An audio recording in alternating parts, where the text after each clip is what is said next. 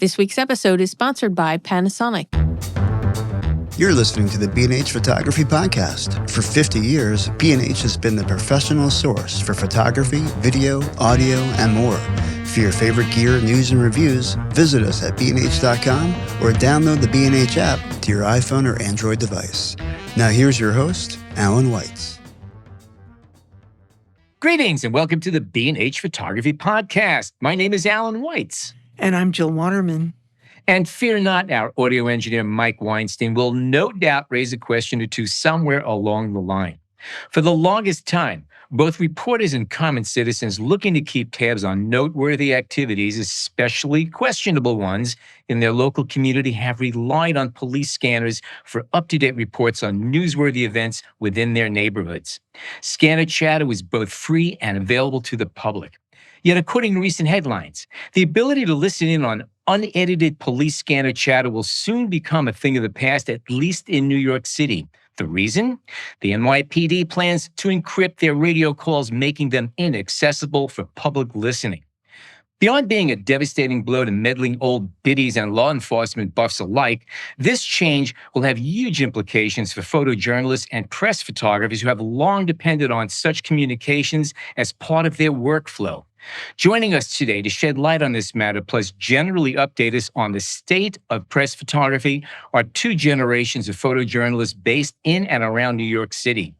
Todd Maisel is an award-winning visual journalist with 40 years in the business, 18 of which was spent as a staff photographer at the New York Daily News. A spot news specialist who's frequently referred to as the modern-day Ouija, Todd was a past guest on the show in 2018 as part of a discussion on the future of newspaper photojournalism. Our second guest, Lloyd Mitchell, is a young Brooklyn-based photographer covering breaking and general news for a variety of agencies and publications. He aims to show people what's going on in their communities, especially when it comes to covering the fire department, EMS, paramedics, and the police department in action. Full disclosure, Lloyd has apprenticed under Todd at the Daily News in 2011 before doing an apprenticeship as a crime scene unit photographer with the Buffalo Police Department from 2012 to 2014. Todd Maisel and Lloyd Mitchell, welcome to our show. Thank you. Thank you for having us. Pleasure to have you. So, Todd, I've just got to ask, as the modern-day Ouija, do you keep a leg up on the competition by sleeping in the backseat of your car with half an ear tuned into the police scanner, like stashed in the trunk? Huh? Nah. Well, I never slept. That's the first thing. Second thing is that the scanners were never in a trunk. They're built right into the dashboard. So they were part of the car. Oh, okay. All right. Well, I got that piece of the story wrong. But by the way, when I was a student at SVA, Ouija did come down to speak to us one evening, and it was a very entertaining night. He used to get paid by Life magazine $5 per bullet, and he actually had a canceled check for $35 because there was 7 bullets on the victim that they published a picture of. So times have changed, eh? Yeah, it certainly has. I mean, I remember getting a check from the Daily News for $5. So, yeah, times have changed, but not that long ago. What have been your methods for monitoring the NYPD radio transmissions over the years? And when were you first aware of the NYPD's plans to encrypt these radio calls? Well, I've been at this a long time, as you know. Right out of college, I had police radios and was monitoring police channels, chasing after homicides, fires, going to disasters. It wasn't the only thing I was doing, but that was my primary thing to do, was to stay with the police and the emergency services and document what they do. That was my first love in the business. Like I said, I was doing other things. I would even go to block parties and take pictures. So I was doing, it wasn't the only thing that I did. Nobody can make a living, well, actually, some people do, on just chasing. What has happened? 2019. 2019 came around and I started getting whispers from people. So what happened was I heard about it from the volunteer companies. And they were concerned that they were not going to have access. By the way, they are getting access. We are not at the moment. I started asking questions. And it was one case where I was doing a story for Newsday. I was the photographer and I was with the reporter. And the reporter was asking his questions. This was with Commissioner O'Neill. And O'Neill knows me a long time. And at the end of the interview, I say to him, as we're getting ready to walk out the door, I said, "So what's going on with your radio encryption?" And he turns to me with a smile and he says to me, "What are you, Columbo?" And then he says, "Oh, you're going to have to ask DCPI. That is the Deputy Commissioner of Public Information." I said, "Okay." So I did. DCPI gave me nothing. I want to let people know I'm not their enemy. I'm not the enemy of the police department. I've always been their friend, and that we have a difference of opinion. It could happen amongst friends. Yeah. Sure.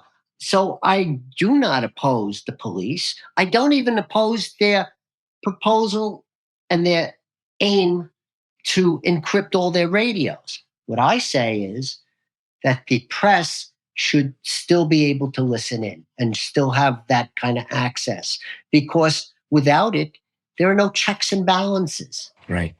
Right. There's also nobody to hold them accountable on the back end. Mm-hmm. And that's a huge problem. A question I have is that until this came up, has there been sort of like an annoyance on the part of the NYPD about the fact that there are people outside the system listening in, like yourselves? And did that kind of like get them a little bit paranoid or annoy them? I mean, has this been a goal for a long time that they just wish it could be a closed system that they didn't have to, be accountable for it? I think that they have every right and every reason to change their radio system. Their system was 20, 30 years old. I understand that. Have they been interfered with? Yes, they have. Mostly from radios that officers lose in the field. However, anyone that knows what went on during the Black Lives Matter protests know that there were people using these Chinese Baofeng radios, and they were able to interfere with police communications, make threats over the air, and interfere with commanders, making very difficult decisions during some very dangerous situations. They have every reason to want to protect their officers, and I want them to. Again, I challenge them to say, well, okay, we are the press. We are credentialed by the mayor's office, and we are legitimate. I want them to tell me what criminal acts the press have done that interfered with them, caused situations where they couldn't solve a crime, where they couldn't make an arrest. I would like to know. And at our recent hearing, they couldn't say that. Beltran didn't know. They sent him as sacrificial lamb. There's no definitive proof noting that members of the media have messed with or transmitted over the airwaves. And it's a federal crime. Like you're not allowed to do it. Right. So at one point, was the NYPD in charge of credentialing and then that changed? Does that factor into this? Yes. Or was there a credential? It just seemed, my understanding is that this was basically between the stations or the headquarters, wherever, and the patrolmen in the field or medics or whoever it is. And it's just that the airwaves are open. So if you had a radio that could receive these messages, you could listen in. Is that correct or wrong? So that is incorrect. So the credentialing of the press passes, it used to go from One Police Plaza, which is the NYPD's official building. It has now been switched over to the Mayor's Office of Entertainment. So when did that change take place? That change took place in 2020. And the reason that it happened was during the COVID outbreak. a lot of professional photographers lost their private businesses. They couldn't do the corporate work. There was no face-to-face anymore. So some of them went out in the field and started doing press photography. In addition, there were protesters who wanted to get press credentials so that they can get closer to the police and infiltrate the press ranks. Right. They went to the police department, some of these people, and they wanted press credentials, and the police department would not give it to them. They then went to Scott Stringer, who had no idea what he was doing, gave it to the city council, asked them to take this up. The city council held a meeting with us, and I insisted to them. I said, this is not a credential that is a license to practice journalism. This is a security clearance. The police department will not respect it. And as it turns out, the police department is using it against us. Even though MOM has rejected 30% of the applicants who have come to try to get a press credential. The police department says they do not trust the media. What is MOM? MOM is the Mayor's Office of Entertainment. Media right. Entertainment. Oh, okay. It's interesting how that word entertainment slipped in there. Yeah, it just cheap. Well, it's like everything else with the news. It's infotainment is all it is. It's not news. It's all it is now. It's diluting the product, and Right. you should see the amount of fake press passes that people have when they're walking around at protest. And I've also counted numerous at parades. I had a guy a couple of months ago. He was walking around at the Puerto Rican Day Parade with a fake New York Times press pass on it. Wow. What did he assume that it would allow him to do? He thought that it would give him clearance to the parade route. And it's fake as day. Now, are the police or the authorities on the alert for this? Do they see stuff like this and pull them aside and say, excuse me, but I need this right now. This is not yours. This is, and confiscate it? Or do they just look the other way? I mean, how's that being played out? I personally believe that they're turning a blind eye to it. The more that they can add up against us, Sure, the better off they are in the long run of making their case to encrypt. So if you have 10% of people running around with fake press passes, that makes their case for encryption even better. Absolutely. You see what I'm saying? Right. Sure. Yeah. Right. Yeah, they clearly told me that they do not trust the press, that there are a lot of new people out there. They don't know who they are. They don't get to vet them. And then that was a big deal with them, that they don't get to vet them. And MOM is the one that vets them. And they are currently using that to say, well, we can't give you access. And that's that, because we don't trust it. It's a security clearance. And they believe that that security clearance is no longer what it was. Right. Yeah. Are there any plans or suggestions to up the ante of what's required to get a proper, a recognized press pass? Let's call it an enhanced one. I mean, look, you go to the airports right now. There's all different stages of being able to get through security. You got the pedestrian one, you got TSA, you got global entry. I mean, it depends how far you want to go and apply for and more advanced ways of getting through. Are there any plans of doing that where you just make it real hard to get one so that only qualified people can get a hold of these permits to listen in? No, there's no chance of that happening, because the requirements are super easy as is. So you have to have 6 published stories in a matter of 2 years in order to become eligible to get your press pass. And then you have to meet with MOM's office to then get your photo taken and go from there. And then once they give it to you, you're in the clear. So start from scratch. That's my point. Make it a tougher exam, okay? I think what's happening is, and Lloyd, maybe you can back me up on this. Is it reasonable to assume that there's sort of a wink, wink, nod, nod collaboration between MOM and the powers that be at the police that want to encrypt. So they make the gatekeeping really easy. You slide all of these people through who are not press, and that gives them a huge advantage. It would give them a huge advantage to encrypt and to make it their business to weed everybody out. But they're allowing the wrong weeds into the party.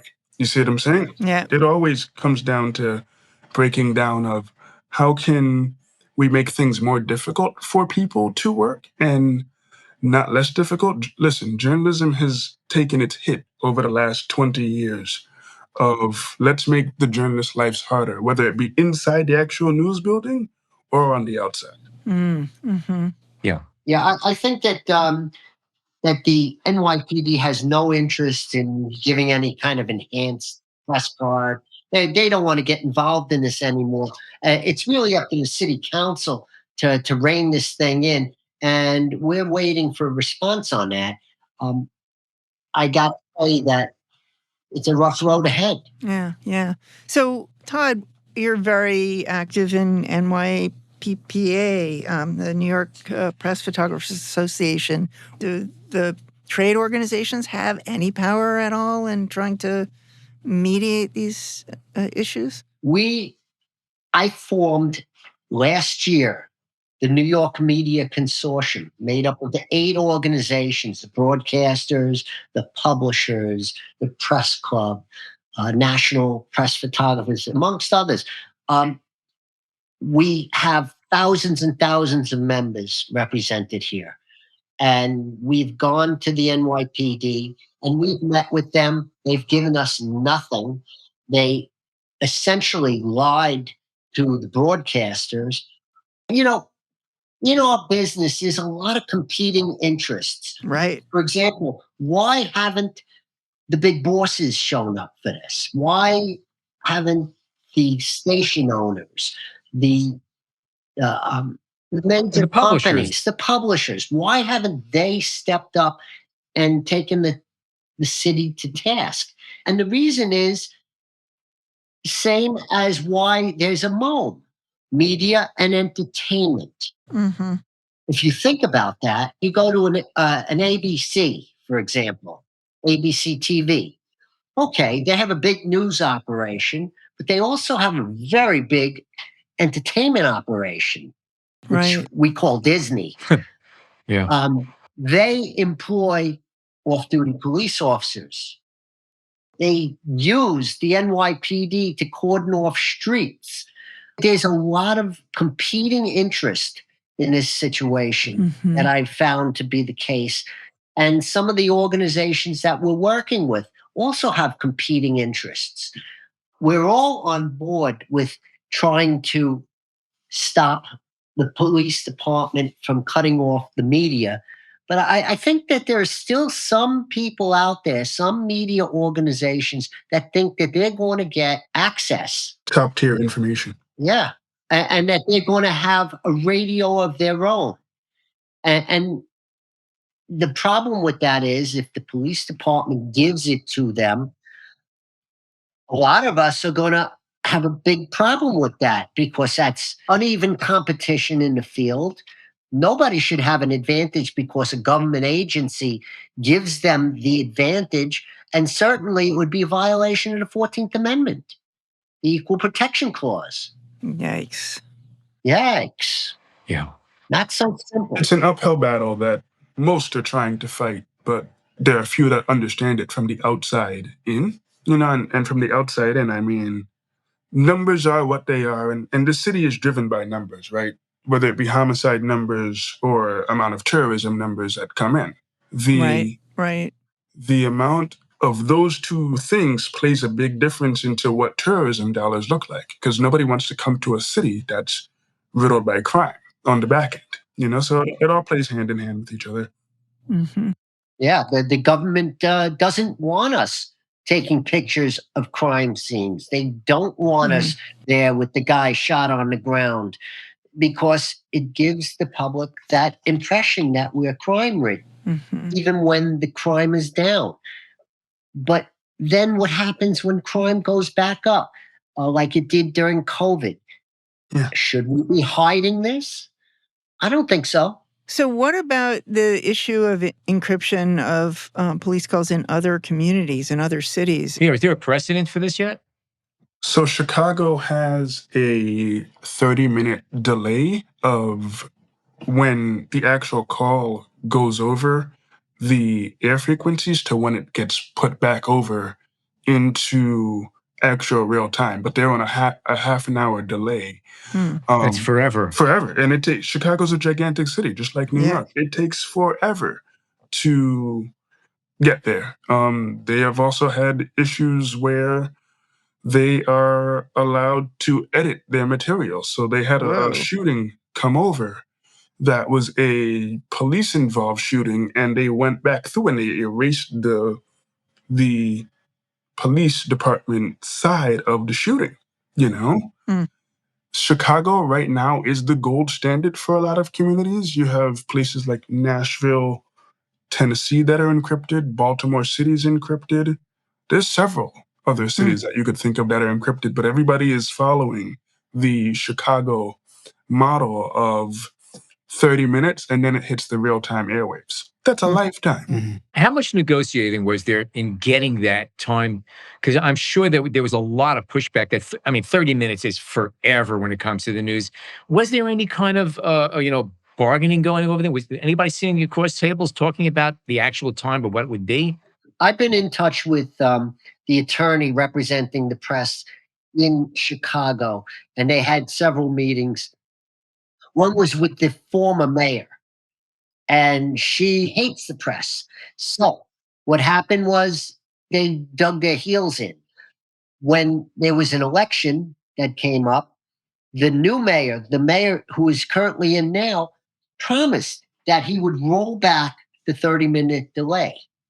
So far, that's a lie. They have received nothing. I spoke to a news reporter friend, a news reporter that works in Chicago a couple of days ago, just to see if there was anything new. And she said there is nothing that he is doing for them. Nothing, So if Chicago has 6 shootings in an evening, what time are the crews getting there? They're getting there an hour and 90 minutes after it happens. That is a lifetime. Yeah. That's cleanup squad. Yeah, it's cleanup squad. You're basically there to clean up. Yeah, you're mopping up at that point, It's one of those weird things where let us tell the story and we can be there alongside with you. We're not interfering. We're not running into your crime scene and kicking over shell casings. We're not doing that. We're there to report the news as what it is. This is what happened. 4 people were shot here, 2 people were shot here, and just call it bygones for bygones. Yeah. Oh, yeah. Well, how are you working around this? Okay, these are big changes to your workflow. So far, how are you getting around this? Because obviously this is making your job incredibly difficult and narrowing what you could actually do. So how are you responding so far to this? So I'm responding to it through listening to the Brooklyn Fire Department, Queens Fire Department, several different EMS channels, if that's possible, depending on where I am. And I'm also listening to the SOD frequency, which is the Special Operations Division, and that gives you access to all the precincts in the city. And then sometimes I could flip over to Highway, and they also put over if there's a person shot or a police-involved shooting and things of that nature, a building collapse and things of those ramifications. You still have open avenues to getting information. It's just that you just lost the main intersection, in a sense. Yes. We're in the process of losing it. Exactly. Once the press loses special ops, the citywide channel, and they're forced to monitor what's left of the precincts, they're going to realize how much damage there is. The fire department will still be broadcasting. I believe EMS will still be broadcasting. There's going to be different ways for the press to still operate and try to figure out where things are.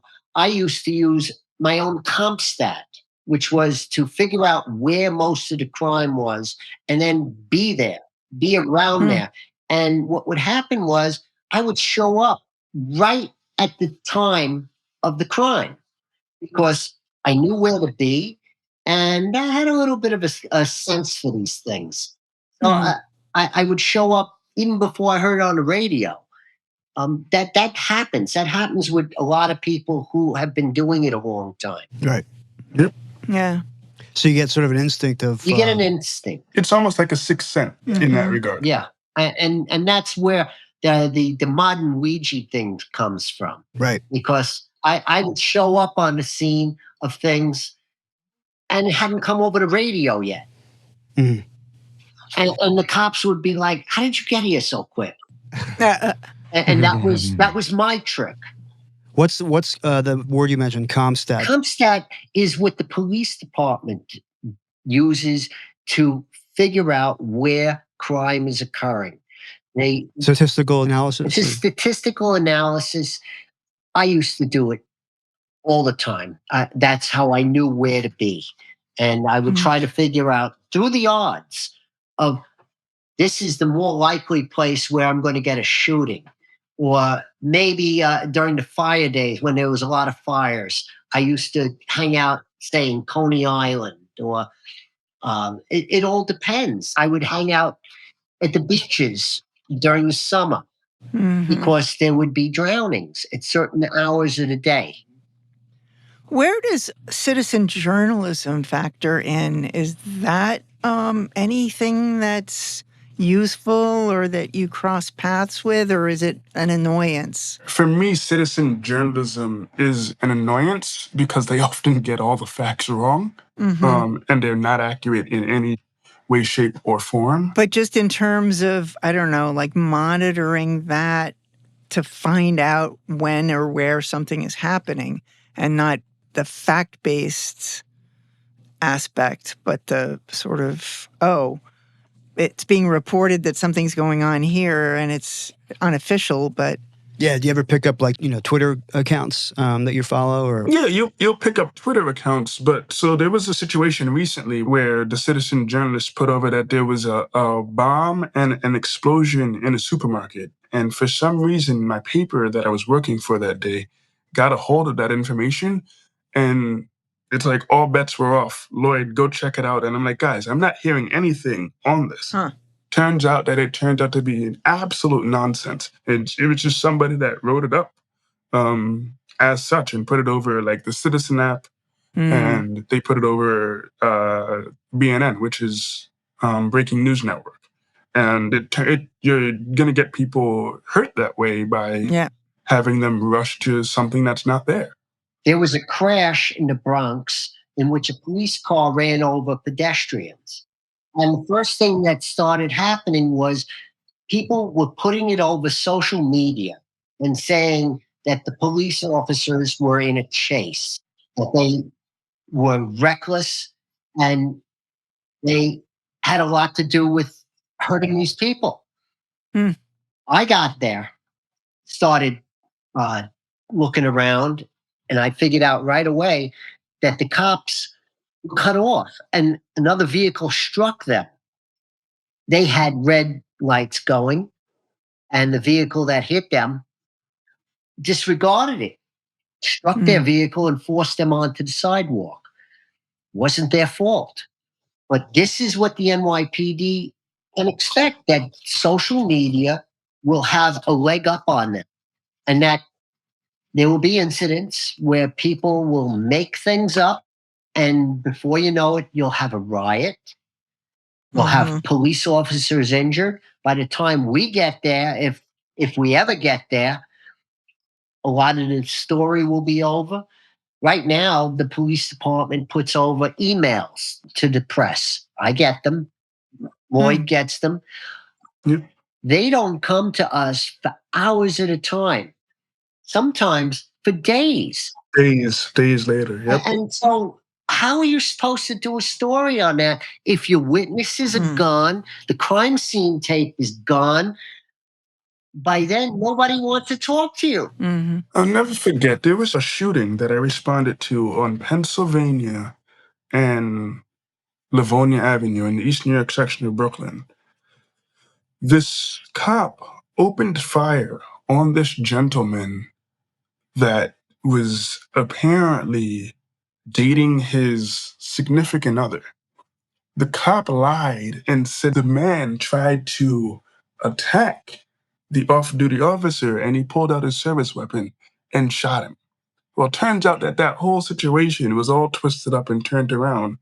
And he found out that the guy was dating the officer's girlfriend at the time. And all hell broke loose at the scene. For an off-duty officer to have a shooting and then have a press conference about it, we ended up interviewing the mother of the victim. And she was like, I have no idea what you guys are talking about. And that's what we're trying to hold accountable here, and hold to truth and try and get people to understand that this is exactly what happened and these are the facts. Yeah, nobody would have known about Eric Garner. He died from a chokehold in Staten Island for selling loose cigarettes. If we didn't have access to that radio, you're only going to know the good stories, the stories that the NYPD wants you to know. This is what goes on in Nassau County. The same thing. They are fully encrypted. They only tell Newsday what they want them to know. That's it. So if there's a story, it's like pulling teeth to get information on it. So let me ask you a question. How has Newsday responded to that? Are they aware of the fact that they are, in fact, being used to put on happy faces? Do they fight back? Is there any part of the press that is locking in their boots? Let me tell you some history on that. Okay? Please. Newsday, some years back, before they encrypted, there was a story in which a young girl was being held hostage. And it came over the radio. And while the press were on the way, they were already reporting it on their website. The police were very upset about that. And in fact, a police officer shot and killed the hostage. And so the information was out there before the police could tell the family. Yikes. Yikes. Well, I got to tell you, that caused a lot of problems out there. Did Newsday fight for the right to have encrypted radio? No, they did not. There's a lot of reasons for that, because there's relationships. You got to remember that James Dolan, the owner of Madison Square Garden, owns Newsday. He is an entertainment business. Right. The news business is more of a side thing for him. So why piss off the establishment? Why do that? Especially when you have special relationships with Nassau County Police. Same thing with NYPD. The employees from Newsday have been instructed not to comment on the encryption. Wow. They make it a point of you do not put your name to anything. They don't want their people involved in it. It's been like pulling teeth to get the Post and the Daily News to do this. I have my own theories about why it took so long for them to understand. They were promised by succeeding deputy commissioners that they would have access. Now they realize I was right all along. Well, that's it. It's a slippery slope, like one of the New York Post reporters said. And I was shocked that they quoted me in their story during the November 20th hearing. I guess my quotes were good. All right. Well, this is going to be like a perfect time to take a short break for traffic and weather or whatever else you need to do for 30 seconds. And we come back more with Todd Maisel and Lloyd Mitchell and encryption and press photography and lots to talk about. Stay tuned.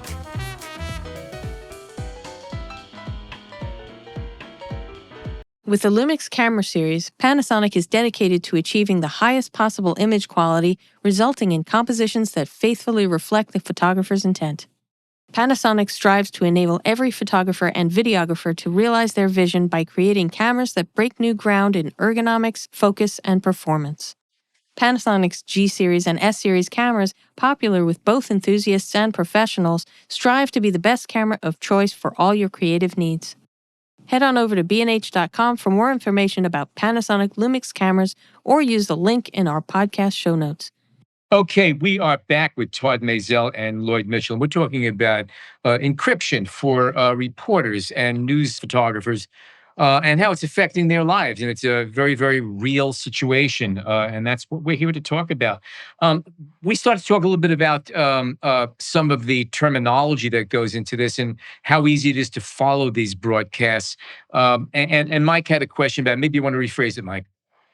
Yeah, basically for both Todd and Lloyd, it's a curious fact when you think about just in the abstract that public safety agencies like the police broadcast their moment-to-moment movements over the airwaves to devices that anybody can pick up. Is that just a fact of 20th century technology? There wasn't any sort of way to make this privatized? No, that's not true. That's not true. A number of frequencies have been encrypted for quite a while. The FBI is encrypted, for example. Different State and local state and local are agencies. encrypted. But what they came up with was a method by which they can encrypt 40,000 radios. What they had to do was not just buy radios, but they had to replace all the repeaters around the city. And it is doubtful, by the way, whether or not that's even going to work in the subways, because they have to have repeaters every 10 feet. They can't do that.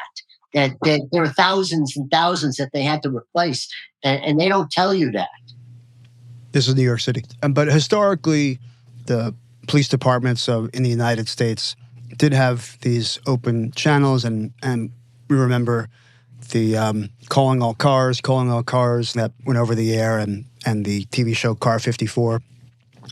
And these jargony terms that the police use to designate different types of crimes, like a 1034. A 1034 for a person shot. So I'll give you an example.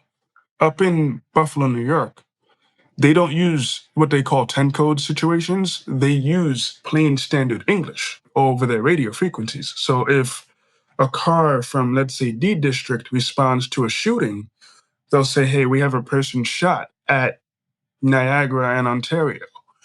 Where in New York, it would come over from the dispatcher would dispatch the units, and they'll say 1034, report of a person shot. Depending on what agency you work for, your jargon is a little bit different.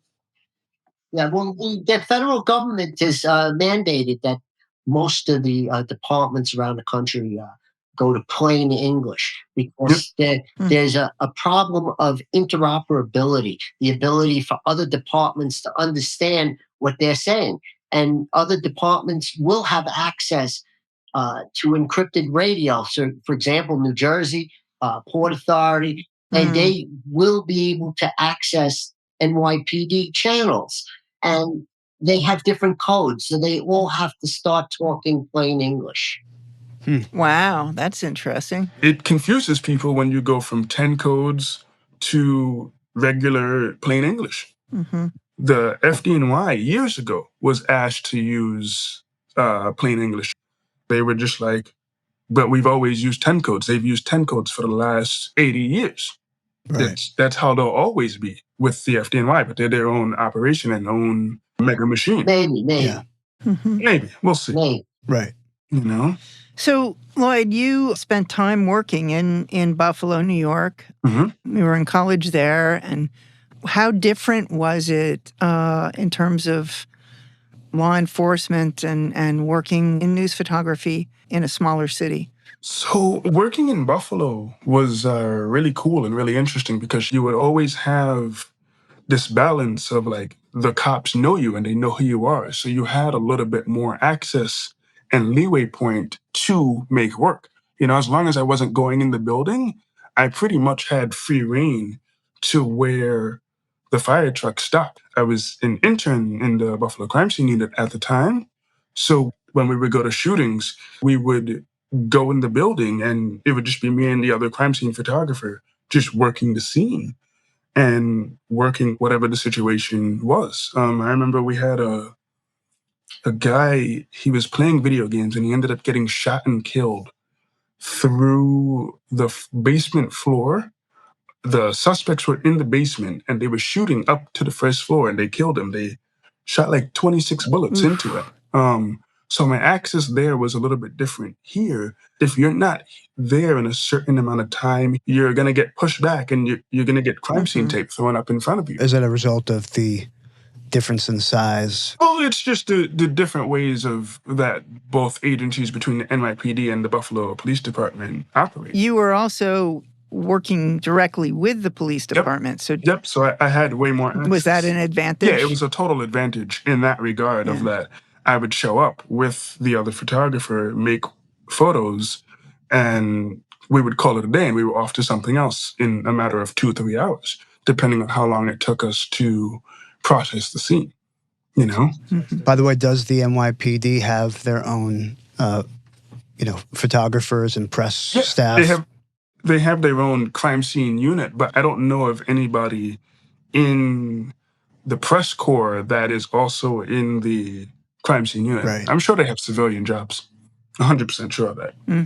Essentially, for covering the news, it's really a blank page every single day because you just don't know what's going to be happening. September 11th, started off as just a nice sunny day. Yeah. Well, it was more than that. It was Democratic primaries. That's right. Yeah. And that is why we were all outside. I'm not normally in New York City, in Manhattan, at 7, 8 o'clock in the morning. I'm never there. In fact, I had just come down from the Bronx where I was photographing Fernando Ferrer voting. He voted very early in the morning. So I was able to come into Manhattan. And when I got into Manhattan, my next job was supposed to be at Columbia University where I was going to see the governor. And sure enough, I got to 125th Street, and that's when I heard it. I heard it come over the air.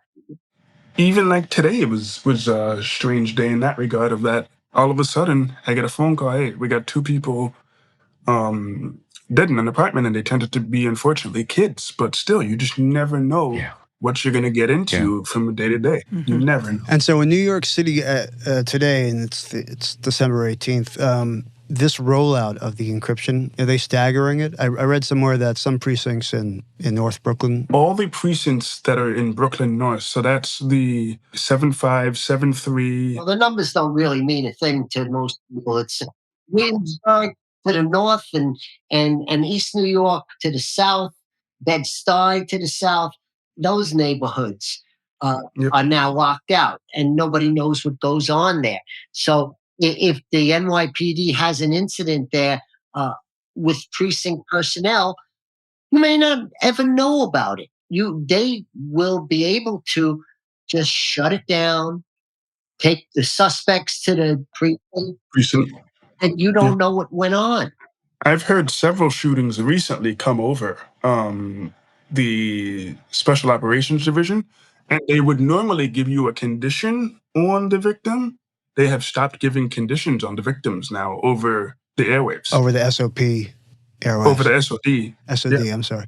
So it's sort of, it's interesting. It's like as they stagger, it gives you a chance at least perhaps to adapt somewhat and to see how well these other channels will be to use as workarounds, I guess. You mentioned the fact that they're not mentioning condition of the, say, shooting victim. Is that being done intentionally just to squeeze you guys more? I mean, what's the purpose of that, really? So the purpose of that would be if a person is what they deem not likely, the chances of us responding to that situation are fairly low because that person's not going to die. They could be shot in the leg or the ankle. If the person is likely, then they're considered close to death, or in critical condition at that point in time. So they would love to squeeze us out that way, and without them putting the condition over, we don't know until we call DCPI an hour or two later. Hmm. And now that puts us at a further disadvantage when you consider traffic here, you know? Right. It's, just as a lot of news organizations jump the gun because everybody wants to be the first to report of what they think is the truth, and quite often it turns out it's far from the truth.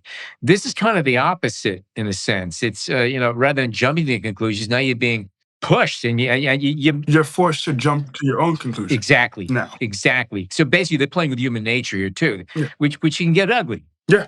And stupid. Yeah. The public is simply not going to know what's going on in their community. And that's a real travesty.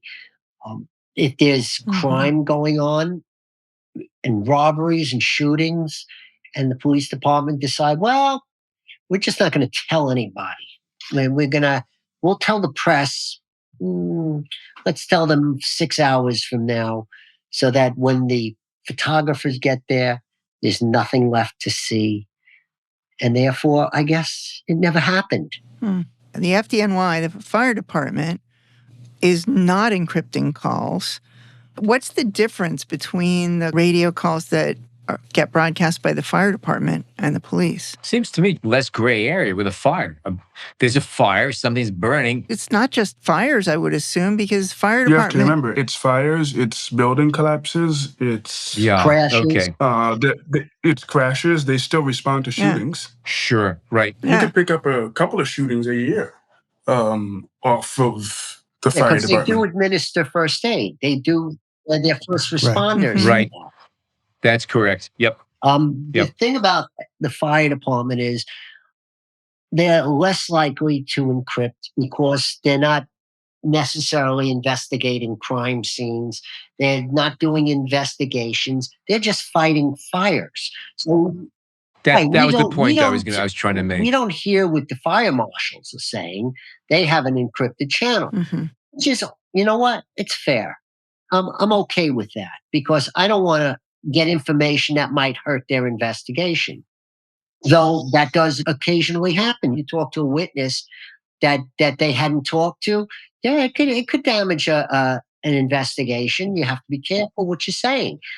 But the fire department is not going to encrypt because a lot of their members listen to the radios off duty, and families listen to the radios, and they want to know what's going on, and it's to their advantage to have people knowing what's going on in neighborhoods, because then the communities can react. Say they've got a fire with chemicals or something like that. Damn well want people to know. So here's an interesting fact for you guys. There's a frequency for the fire department, and it's called DARS. And that frequency allows you to listen in to the actual fireground commanders talking to the firefighters. That is the only channel that's encrypted with the fire department. So you're only hearing like progress reports when the divisions get on scene and they give that to the dispatcher. But the actual like mundaneness of them putting out the fire, you can't hear that. And that's in New York City and in Philadelphia. So you can't hear the fire department company itself at the scene. Correct. Working on the fire. You can hear the broad reports that come back to the headquarters. But in my thinking, it's most important for you to know where people are going before things transpire. Correct. Or so they're keeping right that at the open. beginning of the incident.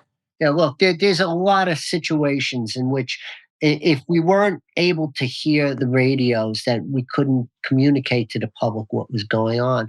I always refer to Hurricane Sandy and the critical need for myself to know what was going on so that I can report to the public. I'm over here at the Belt Parkway, and I'm seeing 30-foot waves coming over the highway, and it's not even close to high tide. What does that mean? What should that mean? And I'm telling people that this is a big problem. If the water is this high now, what's it going to be when it's 15 feet above the high tide? And sure enough, that's what happened. I was able to track the storm and move around and not get my car swamped because I knew where things were happening. I knew where I could go and where I couldn't go. I knew that precinct police in Coney Island were sitting on top of their cars because their own people didn't warn them that their precinct was going to be underwater. So their private cars and the police cars were all destroyed. I was able to get to the fires in Breezy Point. There were 110 houses burnt down. Right. Take the Bronx fire, right? Like if we don't know about the Bronx fire, we don't have federal building codes that are changed now in 2022, going into 2023, where 19 people ended up passing away. Can you flesh that out? So the Bronx fire happened on January 9th, 2022, in a federal-owned apartment complex. It was a gigantic apartment complex, and the doors of the facility weren't properly working. Like the fire doors weren't properly working. So the smoke from the fire, somebody left their apartment door open where the actual fire was, but then the doorways in the hallways, they were inactive and not working. And the fire went from the third floor all the way up to the top floor, which is like the 16th floor of this complex. And they ended up bringing out some 46 people. 19 tragically passed away. And then you tack on the other 46 that had life-threatening injuries between smoke inhalation and the burns. I made it from Brooklyn up to the Bronx to make photographs of that situations. And now federal building codes are changed because of that incident. Mm. So people need to know that this stuff happens. Right. Yeah. You can't sugarcoat everything. Mm-hmm. So shifting gears from the whole encryption topic for a minute, Todd, I'm curious, the last time we spoke with you in 2018, you had just lost your job at the New York Daily News, and that has been sort of an ongoing trend. 5 years later, what's the situation for press photographers? Has it continued to erode with people being let go? I'd say there are fewer people in the business. The news organizations feel that they can get the same results from freelancers and not have to pay them for medical benefits, workers' comp. They have no protections. The Post has been operating like this for years. The Daily News has now replaced all of the staff. There were 10 of us on staff at the time, and they replaced all of us with freelancers that they can pay maybe a third to 2/3 of what I was making. Pretty awful. They don't pay them money that they can afford to live on. I couldn't live on the amount of money they were paying to the freelancers. Right. I don't know what's going on with newspaper paychecks per se, but I do know that I used to earn a majority of my income from shooting for magazines, a lot of editorial work. And I know that, first of all, there's a lot less work out there, and the rates have not gone up in easily 30 years. I know people that are still working for the same rates they were shooting late 70s, 80s, into the 90s. And it's, again, it's gotten a lot more expensive to live. And if your check ain't going up, you're in trouble. And that's unfortunately the reality of photography in many cases. That's a big deal in the business now. And I wonder and shake my head as to how people survive on that. Me, I have other sources of income. And so I was able to do that for a long time. I went from the Daily News, I went freelance for a while, but I was working with numerous different outlets, Newsday being my primary outlet. Then I went to AM New York and became the breaking news editor because AM New York was sold to the Schneppes company. And that was a great gig for me because I was able to do all the things that I was able to do: write, take pictures, do my headlines, do caption, everything. I was able to do soup to nuts, which was very enjoyable to me, but I wasn't getting paid commensurate with what I was worth. And so I couldn't do that much more. I couldn't afford to pay my bills doing that. And that was that. So are you still at AM New York? I am a contributing editor to AM New York. I am not full-time. In fact, right now, I'm sitting here with my feet up on a table. I had a knee replacement on Halloween. And Yikes. it's going to be a while before I'm running on the street again. Yeah, that takes a while to It heal. does. It does. I'm still in pain today.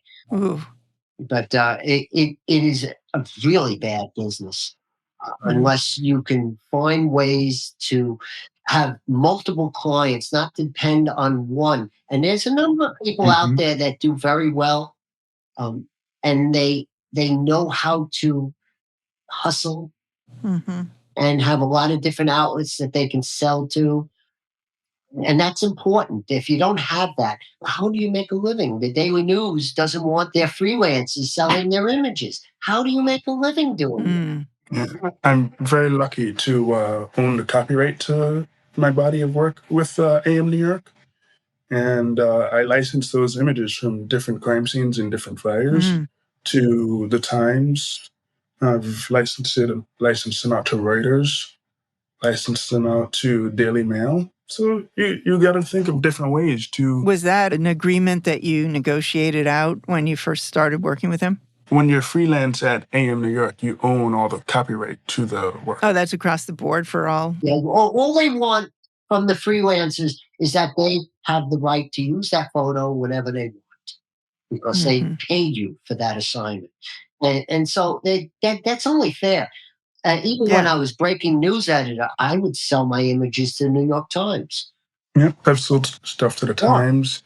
And it's totally different from when you're on assignment. As long as they got it first. Yeah, so your initial client has to have first rights to it. Correct. And after that, it's yours to do as you wish. Whereas if you are employed by a particular publication or a news outlet, they own what you do. Correct. No, in my case, it wasn't that way. Generally speaking, that's because you learned. But the average guy coming in, the average person right out of school, they didn't learn that lesson yet. Yeah, well, they're going to find out. A lot of them that are coming out looking to be freelance photographers are going to realize just how difficult it is. I remember when I started in the business in the 80s, and I would show up to a particular fire. It was like 3 in the morning, 4 in the morning, and it was below zero out. And I had some great pictures of the fire and frozen building. And I brought it into the Daily News. And after I brought it in, and they said, "Oh, these are great pictures," I go home and I hear that they sent another staffer out there to take pictures of the building. They used his pictures, and they paid me $5. They didn't even have to do that technically. If they didn't use your photographs, they didn't know you anything. So that was actually very generous, quote unquote. They called it a tip fee. Yeah. They called it a tip fee. Yeah, it was a tip, all right. Yeah. Yeah. If I was serving them a beer, $5 tip wouldn't be bad. So Todd and Lloyd, I saw this movie a while back called Nightcrawler, starring Jake Gyllenhaal. That's me. Exactly. It's not anywhere near realistic. I know it wasn't realistic, but I'm almost curious. Did the filmmakers reach out to you, Todd? They should have. They should have. They really should have. They really should have. They would have found that Jake did a pretty good job. Except the big difference is that I care about people I cover, and I care about my colleagues, and I care. The character didn't really give a damn for anything except to make money. Yeah. And that's a big difference. That's not who I was. That's not who the majority of my colleagues are. If somebody's injured in the street, even on 9/11, the first thing, I was taking pictures, but then I found a firefighter in the debris. Did I stand there taking pictures and say, "Hey, wave to me"? No. I tried to help the guy, and I screamed for help, and I went and I got a gurney to carry the guy out of there, and we carried him out. And I went back in there, and I helped a colleague who had injured his legs when the collapse occurred. And that's what a photographer does. That's what a news photographer should do, is to care. If you don't care, your photos will reflect that. Right. I remember I had a situation where I was going into the barbershop, and in the process of me like walking into the barbershop, I closed the door, and within like 10 seconds, I hear a loud boom. What was that? I turn around. This motorcyclist is halfway into the door that I just walked into, Whoa. like no less than 20 seconds. So I make a couple of phone calls to 911. I let them know what the deal is. They said help is underway. And made sure he was okay. And I waited for the fire department to get there. And then I started making photographs, Right. Turns out the guy is still alive today, Wow. Not many people realize that and understand that, but you have to be a human being first and photographer second. If you see somebody in trouble, make the phone call to 911. It's not that difficult. Yeah. I look, You know? eventually, I'll put out my book that I've been writing for quite a while now. And I'm not doing it now because I don't want people to know, especially in government, exactly what I was doing and how I was doing it. At the end, you couldn't really drive that way because of the speed cameras. You couldn't run people over. Look, that's You're talking kind of circuitously, but we'll have to do another podcast after the book comes out. Well, when the book comes out, you'll bring me back in. We'll talk about Yeah. But no, you can talk now. No, it's just us. It's just us, guys. Look, most of the cars that I owned over the years ended up in junkyards. So, that should tell you something. That's the truth. Also, they didn't like the way I dealt with their vehicles, but oh well. Did you buy used Crown Vics? No. And they didn't look too good after we were done with it. Right. Yeah. I often wish that like we had LA's access, that what LA has in terms of their access, where the cops allow you to operate until they think it's too dangerous. But the photographers out there in LA, they would be at these fires and shootings, and a cop wouldn't bother them. The moment we get to a scene here, cops are on top of us. So you can't work in that space of time and essence that you need to make compelling work. Yeah, well, we've had to tell them that trying to order me not to take pictures. I pretty much said to them, you can tell me whatever you want, but you can't tell me that I can't take pictures. Make sure your body cam is on when you say it. Yeah. I had a shooting a couple of months back where I got to the scene, like as the cops were pulling up to the scene, and the detective is screaming at me. She was like, "This victim needs space." And I'm like, "Miss, I'm on a public street, detective." And I saw her a couple of days after the fact. And she was like, "You know what? I was in the wrong there. I should have allowed you to work that scene. And I should have had them put the tape up quicker. I already was making my photographs at that point. I have the photos of the cops carrying the woman and applying a tourniquet to the woman. It also saved her life." Wow. Yeah, look, it's only cops that are acting on emotion, and they're only human. And I always say that they're only human, and they're going to act the way they act, no matter what. Yeah. Well, Lloyd, you work fairly extensively with both the NYPD and the FDNY. Are there differences in how you're received by the two different organizations? Yeah, so for the most part, the fire department, they give you great access to making images up until the moment the cop comes down the block with yellow crime scene tape saying you have to get back. Like I've been to numerous fires where cops will be like, "Hey, you have to leave the block," or they'll try and throw you off the block altogether. And all you're trying to do is just make imagery. You're trying to show people what's really going on here. Where the NYPD, unless you get into a situation fast enough, like the other day, I was responding to two shootings. One was like far up north in East New York, and the other one, I just happened to be at a stoplight, and I was around the corner when that shooting occurred.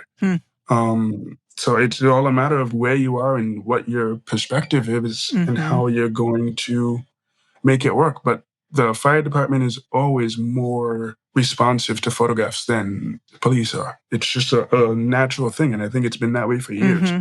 I've had cops ask me to not take pictures of their badge, because they think I'm going to use it for something, and all I'm doing is I'm just sending it to whatever paper I'm working for that day. Right, as an identification for Yeah, captioning yeah, or whatever.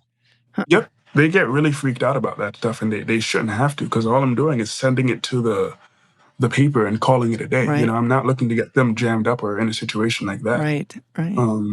Fire department, for the most part, they don't bother you. They let you do your thing. And as long as the building's not coming down around you, that's all that really matters, Mm-hmm. I mean, again, I think it's because the fire department tend to be in less high scrutiny situations. exactly. Yeah. They're in way less situations than that. I've seen them do heroic things. I've seen things go really bad for them from time to time.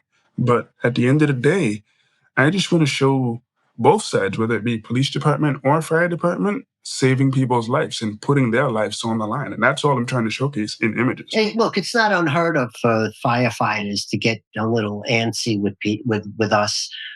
There are some very emotional scenes. We've seen people burn pretty bad. Children.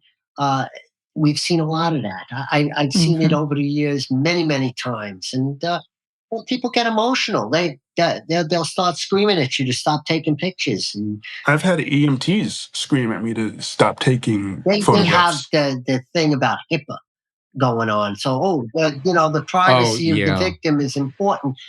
I get it. But whatever's out in the public view is in the public view. One thing I want to ask you, Lloyd, you're a younger guy. You have a fair amount of time left in your career. Mm-hmm. What do you see as your opportunities for advancement or for new avenues to explore? Do you have thoughts about that? Yeah, I always think of what can I do next to further my career. So late last year, I started shooting a lot more sports. And that's been a lot of fun. And that's totally different from shooting all the mayhem and chaos every day. I'm shooting an Islanders game tomorrow. I shoot a lot of baseball in the summertime. And I'm just trying to think of personal projects to work on and go from there. I've done projects with writers on gun violence and fireworks when that was a gigantic thing during the height of the pandemic. People in the neighborhood were using fireworks to mask the sounds of gun violence, and next thing you know, you had a shooting on your hands. Wow. So that was an interesting project. So there's little things that to get away from doing everything with the way that we normally do it here, and there are ways around everything. Mm-hmm. Where there's a will, there's a way. And where there's a way to make a photo, there's always going to be a way to figure that out. Yeah. Yeah. And diversify. Yeah. That's great. Yeah, and diversify and change it up. Yeah. I want to do, I think I've made the decision to shoot more portraits next year and go from there and see what happens. And just try, and one day eventually go into teaching. Oh, really? Huh. Yeah. And okay. Go from there. So we'll see, keeping everything open. Yeah. That's great. Thank you for having me. First of all, it's been a pleasure speaking with both of you. Todd, one thing in particular I have to say, having you on the show is probably as close as we'll ever have to having Joe Pesci on the show. Okay. Listening to your voice is music to me. I want you to know that. And by the way, for the record, my local precinct was the 61st. That was my local precinct growing up. So there you go. All right. The original building's gone. I think they put up a new one on Coney Island Avenue. Yep. It used to be right on Avenue by the train station, what used to be the D station. Todd, if our listeners would like to catch up with what you're doing, where can they go to? And also, if you have any projects that you'd like to mention to us, we'd love to hear what you're up to. My project is Encryption. I got to admit, I've been almost full-time fighting this thing. I haven't been doing that much photography of late. That's because of issues with my knees. I had one knee done. I got to get the second one done. And it is just really holding me back from shooting photography at the moment. But yeah, I'll be back into it at some point as soon as I'm able. It's not something that I'm doing a lot of anymore because of the physical issues. And you've got the big project of keeping all of this encryption stuff under control. And one of the reasons why I'm doing this. People ask me, why are you spending all this time? Why are you doing this? I survived 9/11. On 9/11, I was nearly killed several times. And you know that from the last time I was interviewed. Right. I made a promise. I made a promise to myself and to my maker. And I said, I survived for a reason. That the only reason that could be is that I have something very important to do. That what I'm doing as a journalist is a sacred obligation. It's a God-given right to do it and to continue to do it and to do a great job at it. And so I made a promise to protect it, to protect freedom of the press. Something that's the First Amendment. It's not an accident that it's the First Amendment, because the people who created this country decided that the press was that important. And there are some people in government now that are making us the enemy. And that's very sad to me. Very sad. But I will fight. I will fight, and they cannot defeat me, because I got to tell you, I got someone on my shoulder here that says, you're not going to win. I love it, man. God bless your passion. I'm going to ask you a very unfair question. Lloyd, how can you top that, huh? Easy.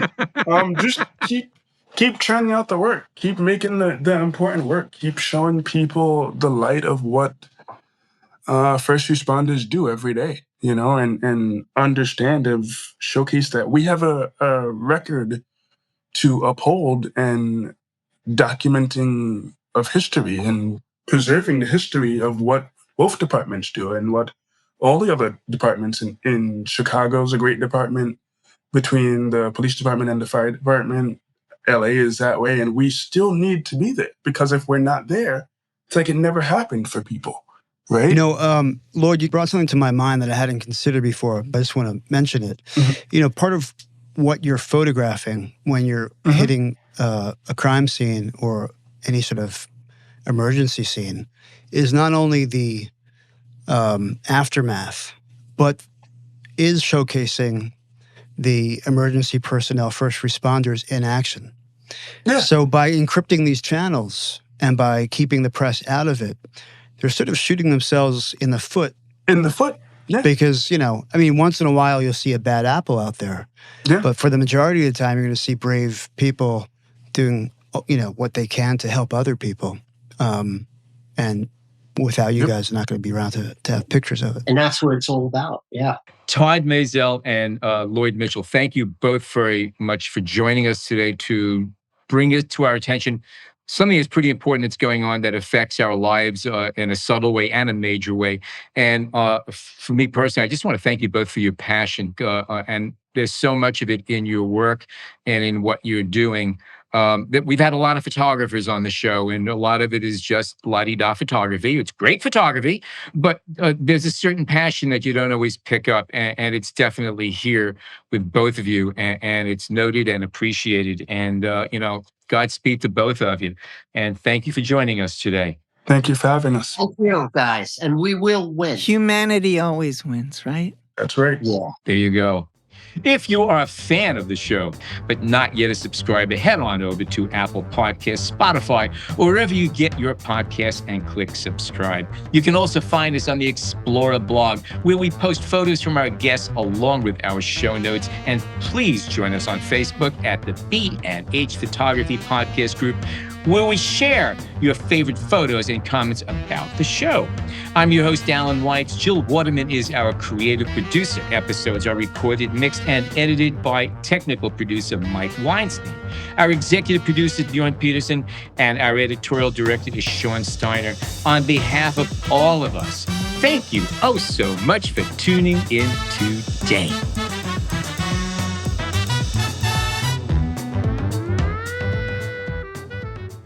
Thanks to Panasonic for sponsoring this week's episode.